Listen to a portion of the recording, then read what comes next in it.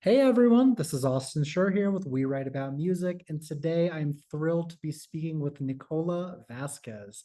She has plans to release a fantastic new single. It is called The Distance. I'm very excited to talk to her all about it. Nicola, thank you so much for being here. How are you doing today? What's going on? I'm doing great, Austin, and thank you so much for having me on. Of Yeah, it's a great course. day. What is new in your life? What's happening in New York? Let's get the up. The update. Well, we're winding down the end of summer. I am definitely getting ready to release this new single, and that's pretty much taking up most of my time. Very busy as a DIY do-it-yourself artist. It's just a Yes. never end. I need like five of me cloned Yeah, in that would order be to nice. come, yeah, in order to complete, all the tasks. A lot of people see you like on stage or the finished product and they think, oh, that's really cool, but they don't see all that goes into it prior, not just the recording process and the production process, but they don't see like all the admin stuff that you do and all the interviews and all the emails and the calls, and it's a lot, but I'm You'll not never complaining because understand. I wouldn't choose any other profession. I mean, this is like Exactly. music calls you. You don't ask for it. Most of us don't go in it for the fame and the fortune and to make big bucks. We go into it because it tears at our soul, and this is just something we want. That's really what it's all about. People, the average music listener will just never be able to wrap their head around just no, really, just the amount of things that you do on a daily basis to further yourself. But in the end, it's like Yeah. you're creating things, you're putting beauty into the world, and that's what it's all about. Well, that's, we try, and we just continue to, to create. I mean, that's the name of the game. But now in today's world with content, we have to be like producers, we have to be filmmakers, we have to be writers, directors, admins, all that stuff. It's wear so many hats. So many hats, it's insane. Yeah. Well, I want to talk about this song. It is called The Distance. As I mentioned before we started recording, I really enjoyed this. I've listened to it countless times at this point, and Oh, thank for you. me, you're welcome. And for me, like, sure, it's super beautiful instrumentally, and your voice is great, but at the same time, like, your songwriting is what stands out as well. And so I want to hear from you. I want to kick this off with basically like, what is this song about? What inspired it? Yeah, the distance was inspired by everyone always thinks like, oh my God, did you write that about yourself? And a lot of times we do write autobiographically. In this case, it wasn't. It was inspired by a situation of a very dear friend of mine whose whose relationship is really exemplary of two people drifting further and further apart. I mean, it's a universal theme. It's a song about love and loss. It's the despair of losing that great love. It's the physical and emotional distance that's created when two lovers or two people in this are in close physical proximity, but they can no longer find their way back to one another, and they continue to push each other further and further away. And I think for me, there was like, you always look for that like play on words. Sure.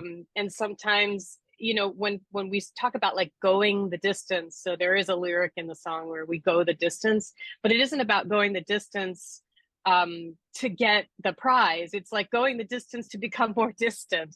So I was Right. utilizing that in terms of that was the inspiration behind it. And that's basically what the song is about. But I have to say, before like launching into the whole process and what it involved in terms of the recording and the production, um, I've always been sort of like hesitant to say, oh, this song was about this, because I know that a lot of people out there want to really put themselves in that song. And sometimes if you say, oh, this song was about my brother, they're like, oh, really? Oh, I thought it was like I thought it was about like your ex-lover or Right. my ex-lover or something, and sometimes you spoil it for them. But I mean, you asked me, so I totally wanted to say No, where, I get I'm it. coming from the place of the heart, but I often will, especially when I'm on stage, will say like, not say exactly what it's about so that the audience person can put themselves Exactly. into that scenario. You know, like when you're listening to your favorite song, you know, your favorite band, you know, you don't always, you sometimes you can imagine, you make up this whole like Academy Award Yeah. winning film about what this song is about. And then if the writer were to like Dave Grohl of the Foo Fighters would say, nah, this was about my cat, you'd be like, what? Like, You know, it's like, wait a second, true. that just killed it for me. Yeah, But yeah, no, I okay, fully agree. yeah, I fully agree. I think there is yeah, definitely a beauty in the vagueness of music. yes, Sometimes it's yes, better to not actually know what it's about, and sometimes, yeah, you do feel this connection to the artist and you want to know yeah. the whole life story because they uncover themselves and this and that. So I appreciate you giving the answer. But at the same time, for anyone who does listen to this and may not, watch or listen to this, then good. Keep it vague and, fill they in might the they blanks. might put themselves in, it might, you know, but it is a universal theme. We've all been there. We can all, well, I would think that most of us have been there in terms of universally, you know, where you're in this relationship where you, it once was this amazing thing, and Sure. now you just find yourself under the same roof and just ever drifting apart, and you're so, you become so distant, and yet you can't really sometimes break away completely. Yes, So it's really, it's like surviving this existence of love, you know, love lost and despair. totally. um Yeah, it's a very sounds real sounds thing. so depressing, but it is a Yeah, universal theme. But you asked me also in the same breath about the production. I mean, this was a labor of love. If ever, I mean, I have like released 4 CDs and several singles over the years. And I have to say that of all the things that I've released, this was the most amount of work that I've ever done, but totally with sure. love. I expected to do not as much as I did. I, not that I was lazy, but I thought, oh, this is, you know, this is a piece of cake. It's just a single. It's not a whole like CD. You know, it's just one song. Yeah, And I ended up writing, for reasons that I won't go into, but I ended up writing like all the guitar parts and the acoustic and electric, which I hadn't normally ever done that, you know, brought in like sure. my electric player or whatever. But like I had to go to the, put my nose to the grindstone and say, all right, I've got to write these parts, and nobody else is going to do it, and I can't afford to pay, you know, this top. Actually, that's not exactly true. I asked a few people that were like top guns if they would, you know, write some parts and put down some electric parts, and they couldn't really come up with anything substantial. I know Interesting. it was very strange because these guys were, I guess they just didn't know where to sort of fit it in within the tapestry of the music. And sometimes necessity is the mother of invention. So I said, Yeah. all right, well, I've got to do this myself. And it was very daunting and very scary for me. And but I just sat down and I wrote those parts. I even wrote some cello parts too, which was something I had never done. You know, like I went to school, music school, and I learned about orchestration and all that kind of stuff, but I never really put it to the test. And I was like, oh my God, I'm writing a cello part. I don't even play cello. What am I doing? You know, That's it amazing was, because, it, it, instead of relying on people to do it for you, I know, I've and always relied also, on yeah, people. if Yeah. they had done it, it might have felt forced Yeah. in a way since they felt the need to really add something to it. But at the same time, like Yeah. you doing it, you putting your foot forward, I think that makes it a little more genuine than anything else. Totally. And then, you know, my drummer, who's also my co-producer, you know, I didn't think that I was ever going to, I thought he was going to produce it or there was going to Sure. be another producer involved. Well, it ended up that we shared in this process very equally. And so I ended up co-producing my own project, which isn't unheard of, but I No, had never really done it in sort of like in former releases. I had, you know, different people allocated to do different things, and here I just kind of wore almost all the hats, you know, or shared the right. responsibility and wearing of the hats, which was kind of cool and kind of scary at the same time. And it was Yes. all done in a home studio, as many projects are nowadays. You know, people are like doing garage, Oh, it wasn't on GarageBand, but it was sure. done in a home studio.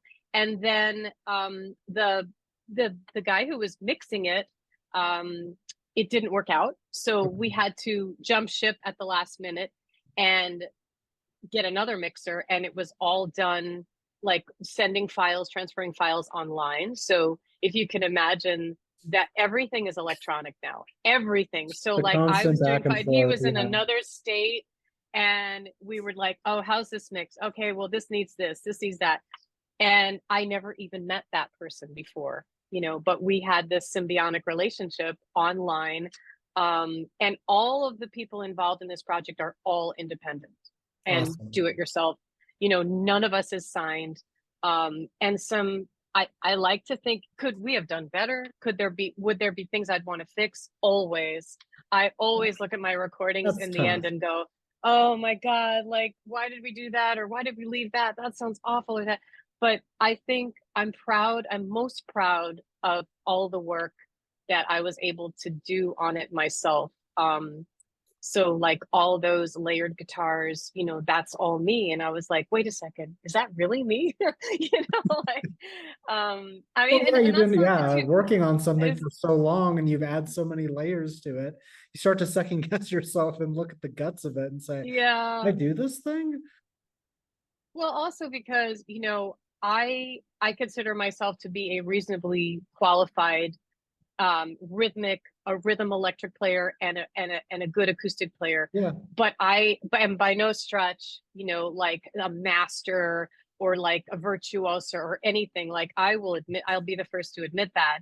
And yet when I went back to the drawing board, it was simple parts that I was writing, that I was hearing. I was just hearing like this weaving, this tapestry, um, of everything sort of coming together in what we call in music, that layering effect, where Sure. you kind of don't hear everything specifically, but you hear it all together as Yeah. this. I know maybe I'm getting too technical for like the audiences, but Okay. um, when you guys listen to this, it's like you won't always know exactly what it is, Yeah. but if you took something out, you'd hear something missing. Of Does that course. make sense? I don't Yeah, know. it totally makes sense. And for someone like you that's probably listened to the song 1,000 times at this point, like you're fully allowed to go in and nitpick what you think it needed or didn't need. And yeah, you've done Yeah. to it. One thing that I enjoy a lot about the song, and it kind of goes into what you were saying, is there's so many different styles and influences and such a varied instrumentation. How are you explaining this song to people, whether it be genre or just like a string of sentences that you think sort of sum it up? I asked a few people, including a friend of mine who works at Billboard, in charts. So I was like, all right, give me the lowdown. What do you think this genre is? Because you always have to you have to pigeonhole yourself, even though Of you don't course. want to, because people don't want to be like, well, it's kind of a little bit pop, but then it's kind of a little bit rock. I mean, ultimately, it's kind of like it's indie in the sense that it's independent and that it's not signed and that it's a little bit cross genre, but I guess you'd call it like a pop rock indie song. Sure. Um, that's what a couple of us have been calling it. Then again, somebody might look at it and say, I disagree. It's kind of folky and poppy. And, there's a lot of guitar work on it, but it's not all acoustic. You know what I mean? So Yeah. it's not, if you want to get like strict about folk music, you envision just like acoustic and that's it, right? Acoustic guitar for the most part. Yeah. Indie, sometimes you have like really, there's more like there is distortion on some of the guitars, but it's not like a heavily distorted, it's not like a really heavy indie rock kind of a thing. But there's some influences there, right? In terms of the layering. I don't know, you tell me, or maybe the No, audience can tell me what they think, which I would would probably be a lot definitely more say, interesting. yeah, I would definitely say it's in the realm of indie pop and rock. Sure, there are Right. folk influences, but I kind of feel like the more it becomes a little bit of everything, the more it becomes Yep. original. You know what I'm saying? Like, yeah, you can not pigeonhole yourself and just make one thing, but then you sort of fall into the Right. trap of sounding like everyone else. I think in this case, like it is its own specific sound, which as an independent artist and someone continuing to make a name for themselves is like the hardest thing that you can do. It's a double-edged sword, Yeah. for those of us who are cross-genre. I mean, I've had in my lifetime of doing this, I've had a couple of what I call near misses, meaning that I almost got signed by this, I'm not going to mention the companies, but Sure. this one I got real close. And I'm not disappointed. I have no regrets because I was able to do my own thing and work independently. But the near misses, I'm almost convinced are because of they couldn't really quite get a handle on what the genre was. And a lot of my other songs and releases fall into the category. They're all sort of pop rock with some soul Hmm. in it. But I have like Latin underpinnings in some of the older releases. And I think it was like, what do we do with this? It kind of reminded me of but he was a lot more he was selling a lot more albums than I was. Dave Matthews, when he first started out, Okay. they did not know what to do with him. They had I no can see clue. that. They were like, what do we do with this kind of music? Here's a guy that comes along and just like busts everything wide open. Yeah. He was like folk and pop and jazz and rock and soul and like all these genres mixed in. But he was selling like CDs out of the back of his car, Right. and he was like filling arenas, and he had like this cult following, and they were like, well, we have to sign this guy because he's Working. already making Yeah. tons of money and he's already got Exactly. a following. I obviously haven't had that. Sure. I've made a living and been successful, but not on the level certainly that he has. And he is one of my influences, actually. Awesome. Yeah. He in terms of like his guitar playing in certain ways that he voices chords, the way you position chords within the fingers and the framework. For those people that don't play, they're like, what is a voicing? That kind of a thing. Right. But yeah, he was and is still to this day very cross genre and has Absolutely. always been able, so I highly respect that. And I love that because it makes it not old. You know what I mean? It makes it Yeah. like whatever you think about, for those people who are like, I hate Dave Matthews, but I mean, I love that he can just, transfer and go from one type of thing to another and be a jam band or be a, Totally. like anyway, off No, on a I off on fully a agree. I sound like I'm promoting Dave Matthews, No, it's but okay. It's okay. No, it's good that you brought it up because we can transition yeah, more to like live shows. So you mentioned that you're yeah. playing shows. First thing, is there anything coming up that you'd like to talk about? In terms of live shows, live Yeah, do you have music, any shows coming yeah, up? And if not, like what yeah. does your show look like? Yeah, September 29th, I'm going to be performing at a place in New York City called Rockwood Music Hall, where a lot of people come, as a matter of fact, from different states, different countries. It's Cool. like kind of like a premier listening room. There's one of those in, I'm sure, every state or whatever, but New York's got several, but this is one of them. They book all genres, and I'm performing with like a female singer-songwriter collective. Okay. And we're doing an in the round kind of a show. So that'll be an acoustic show. Um, I'm going to be at City Winery at the end of the month. That'll be on my website, Cool. which is nicolavazquez.com. But I don't have a specific date yet, but that'll be at the end of the month. I'll be booking that City Winery also in New York. And I have another show in October 17th, also again at Rockwood Music Hall. Cool. And I post dates regularly on my website, so there'll be some touring dates as well, so Perfect. people can keep a lookout, for what's coming up next, and if I'm coming near to a city near you. And I always tell people, like when we send out mailings, like, hey, if you're in a specific city or country or whatever, and you know of a venue or a place, a booker, since we're all independent, we rely sometimes on the help of word of mouth and Sure. fans to say, hey, I thought of a great place and I know so and so who works in such and such and would love for you to come and play this room, and by all means let's make it happen. Or a house concert. Yeah. um Another thing I do regularly in New York is I'm part of the professional busking program, which is called Music Under New York, Cool. which you have to audition for. So it's like all professional musicians, and we go out and we have a banner that we have made up for us, and we can bring all kinds of signage and merchandise, and we're allowed with permits to go like in public places and perform in, in the subway or in ferry Um, terminals and like sort of um spots that they allocate yeah, for you. And it's a really, so those are usually on my website as well, and those are great places to like converge with people and um be out there for 2 and 3 hours. I've gotten so much work as a result of being out there, because you're in a situation where people just happen upon you. Like if I'm right. performing in a club, people know that I'm going to be there, so they come, Yeah, you or never they know who's walk gonna in. walk by you in But you never public. know who's going to walk by you, and there's no cordoned off area, no stage, so it's just this is the most challenging it gets. It's just you and the audience, like in your face, walking behind you, walking on the side of you, standing in Yeah, front of you. It's like an instantaneous magical connection. I love that busking program. I really do. very cool. Yeah.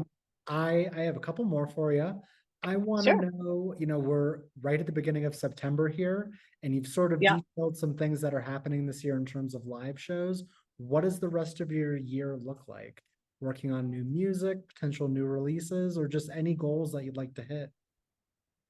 Yeah, I definitely would like to, as we were finishing up this one, even as we were recording this one, I'm always thinking of the next one. So Okay, somewhere either late fall, like when I get all the things that need to be done and the release is released and sure. and the video is released and all that good stuff, I would definitely like to shortly thereafter, take a breath and then go back into the studio, and because you can't stay dormant for too long in the eyes of your fans are like, what's coming Yeah, next, so I already have something in mind, cool. and would like to go back in, and it's hard to say when exactly, like when you're in a record label, it's like we have this deadline and we're gonna release it, you have to Exactly. release it by May or whatever. I'd like to maybe release it by spring. That would Sure. be the ideal, but if I miss the mark, then we can extend. I usually don't announce the release until I'm pretty sure that this the distance was originally supposed to be released in June, Oh, wow. but we kind of, it was nobody's fault. It's just when you're working like on a shoestring budget and you've Yeah. got other jobs and other things going and other lives and people in your family and all this other stuff, and I teach as well.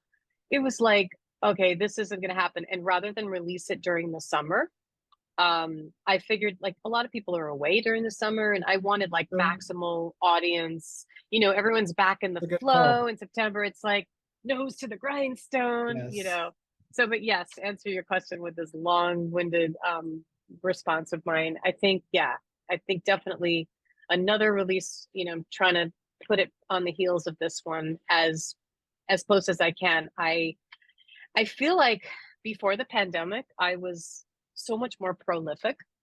Okay. Um, and when the pandemic hit, I maybe like other artists, there was just this survival mode that we all went into. And then there was no space in here and in here for like the creative flow and the juice. And it's The taken real some thing. time exactly Yeah. to emerge from like that feeling of like we're just living to survive, like you know It's so blinders on, true. to like having that space to go, oh, I have 5 minutes to like listen to the birds, or watch the sunrise, and So and true. and maybe write a poem or a song. So I'm starting to get back more into the prolific, but I just remember being like so ultra prolific, and I wish I had the discipline to like some other writers who just sit down every single day and just like force themselves to write. Yeah. I've never written like that. I'm like, I always say it's like projectile vomit. I just like, I like It sit down happens and when I'm it like, happens. and I write. I might write like 2 songs in a day, and then maybe a week goes by and I haven't. But that's Um, okay. We all have our own different processes and how we do I things. know. I always wanted to be that everyday kind of like, I sit at the piano and I am going to just spin out something, even if it's garbage. Because when I spin out something and it's Sure. garbage, I throw it away. I'm like, no, that's it. That's fine. Or I do like what Billy Joel says. I like plagiarize myself. I like recycle the song and then I lift the words and the Okay. music and then apply it to another song. I mean, that's also good too. Yeah, He does say that. He says I plagiarize myself all the time. it's not so bad. I mean, if it No, turns not out at good, that's that's all that matters. I know exactly. Yeah. Um, my last one for you is basically for the person that is going to discover you from this. What is an opening message you'd like to say to them before they listen to your music for the first time? Discover me in general or Yeah, discover this particular if they release? happen upon this conversation, Mm, what's a message you'd like to say to them before they click the play button? I try to balance um, hope and despair with some sort of empowerment in my songs. I mean, you might have a very sad song of mine, uh, but I always try, there's some level of empowerment or uplifting nature in my songs, even in the most despairing or sad. I know it sounds like an oxymoron or like a contradiction in terms, but I don't like to leave people with the feeling of complete and utter despair. It could be in the motif, the musical motif, or it could be in the delivery or the passion that I bring. But my intention in songwriting is to be truthful, but to try to delicately balance that hope and despair and empowerment. That's kind of always how I maybe I don't do it in always intent, or maybe I don't always succeed, but that's my intention.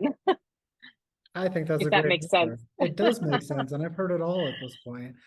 I I think mean, it's a I'm great not. Oh, reason. I'm sorry. I didn't mean to interrupt. No, no, no, you're good. I was just gonna say, I I think wanted to that's a add one great thing. reason for people to listen to you. Oh, thank you. I mean, at times I've said, like I should be a political writer, and I should get on this. Sure, Like I should write about whenever I think it's instant death to say like I'm going to write about X, Y, Z, and I'm going to write this, and it's going to happen. sure. I write from a place of the heart, and if I write from the place of the heart, then not every song is going to be 100% amazing or perfect, but it's at least going to be truthful and relatable. It is my hope, Of course. right? Um, Cool. I think that's a perfect way to wrap this up. Um, if you'll allow me to plug your music for you one more time here. If you guys awesome, missed it, hopefully sure. you missed it the first time around, the song is called The Distance. And of course, we'll have the links in our article and everywhere else so that you can listen and share and follow along and generally just, stay up to date for everything else that's on the way. And I want to thank you sincerely so much for taking the time. I talk to so many people, and it's really nice to get those technical and in-depth answers. So I'm not joking. I truly appreciate you going into depth because it gives a better understanding, and I personally enjoy it. Oh, you're welcome. And the pleasure was all mine. I mean, Awesome. I'm sorry if I spoke too much, if I talked too much, but I really, enjoy. I mean, part of what we do is, making the music, but also part of it is sharing it. And this Of is course. a way of sharing it. And I so appreciate you having me on it. And it helps us to get the message and the music out there. Awesome. You're very welcome. Nicole, I hope you have an amazing rest of your day. Stay You cool too. as the summer ends, and Yes, we'll be in likewise. touch. Okay, sounds All right. great. I'll talk to you Talk to later. you Bye soon. bye. Bye, Austin. Bye.